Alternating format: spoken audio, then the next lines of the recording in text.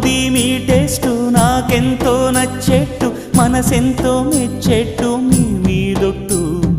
అందుకే నే దిగి వచ్చా వంచని నా తల వంచ స్నేహ భావమా